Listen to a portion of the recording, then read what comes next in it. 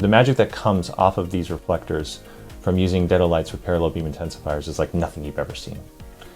It's simple to work with, it's elegant, it's logical, but what makes them so unique is being able to use them as a system with parallel beam intensifiers. That is where the magic all happens, hands down. And that's not something that exists anywhere, and it's something that potentially could change the way we light on every level.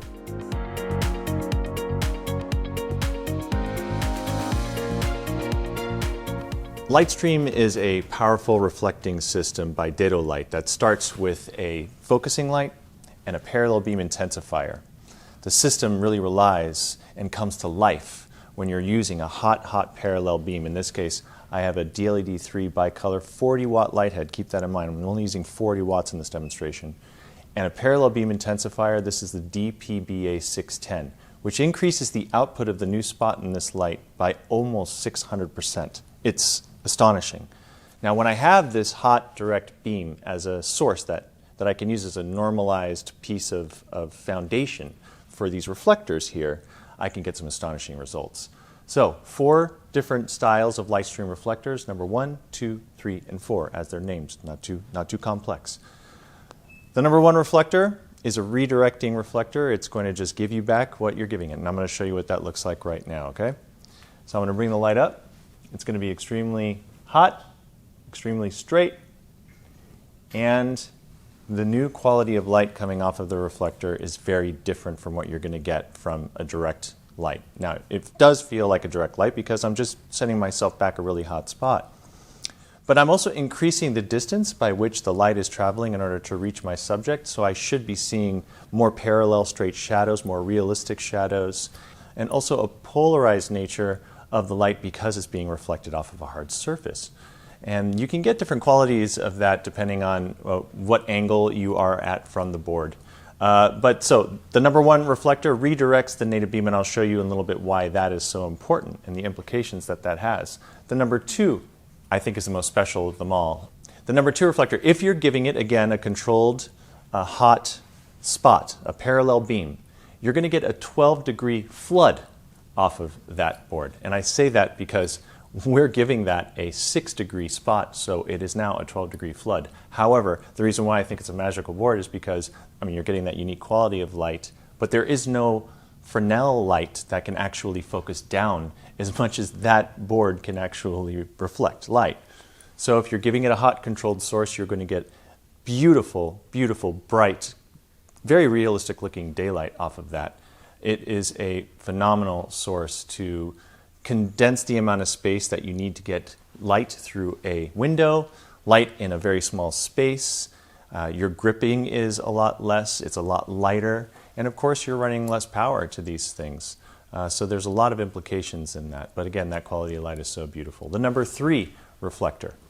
The number 3 reflector, it starts to get into softer qualities, but you can also get hard qualities out of the light. It depends on really how close or how far you are from the reflector, how intense the light is coming off of the reflector.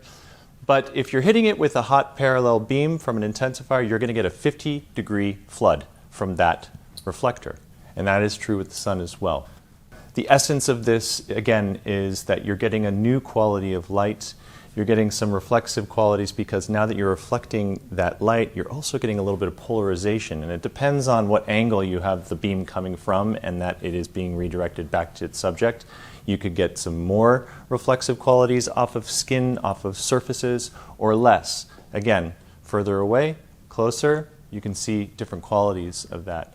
Finally, the number 4 reflector acts kind of like a beadboard, except you're still getting that light stream quality out of the light. But that now is being redirected 90 degrees off the front surface of the Lightstream number 4 board. So 90 degrees off the board, 50 degrees, 12 degrees, and redirecting light. The power that you have comes to life when you realize that with a controlled parallel beam, you can actually start creating multiple sources from a single light head. This is another part of the Lightstream system that makes this thing so powerful. So I've put my light back here on my number 3 reflector as a key. Here we are. The smallest of the Lightstream reflectors is a 7 by 10 centimeter. It's wonderful for work on tabletops. It's wonderful really for anything, because I'm going to show you how to redirect the beam very closely in order to get a new source that's right above me over here, which is a number 2 Lightstream reflector in the 25 centimeter square size. 3 sizes, 7 by 10, 25 by 25, and 50 by 50. So I'm going to bring this over here. I'm going to bring it right up to my beam intensifier. I'm just going to take a small piece of it. That's all I need. Just a little bit, because I don't want to change my key source. I haven't changed it very much at all. I don't think I've changed it at all. But magically, I now have a hair light. I now have some beautiful backlight. And I've done it with a single light head. I've created 2 new light sources with simple reflectors in a highly controlled way and a very quick way as well. So the implications of this type of a setup, from the largest studios down to a single shooter producer, from still photography down to the brass tacks, the economy of how this can change your workflow, the implications that this type of system can have on you is quite powerful, and that is Lightstream.